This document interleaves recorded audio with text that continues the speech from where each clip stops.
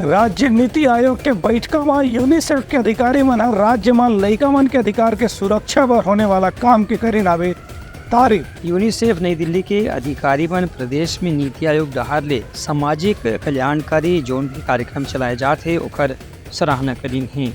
इस संबंध में ह्यून ही बान सहित जो भी अधिकारी मन के दल में शामिल सदस्य मन रहीन हैं ओमन मन के कहना रही कि छत्तीसगढ़ में कमजोर वर्ग के कल्याण पर महिला और बच्चा मन के अधिकार और कुपोषण के विरुद्ध लड़ाई पर नीति आयोग के निर्देशन में जो काम करे जाते ओला दूसर राज्य में भी लागू करे जा सकत है।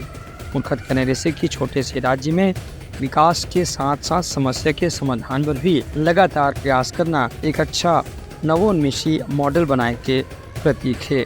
उनका कहना रही कि जब यूनिसेफ के अधिकारी मन दूसरे राज्य में जाही वहाँ छत्तीसगढ़ के कामकाज के बारे में निश्चित रूप से चर्चा करी और एक मॉडल के जरिए दूसरे राज्य में भी समस्या के समाधान करे के प्रयास करी। ब्यूरो रिपोर्ट उत्तलंका न्यूज़।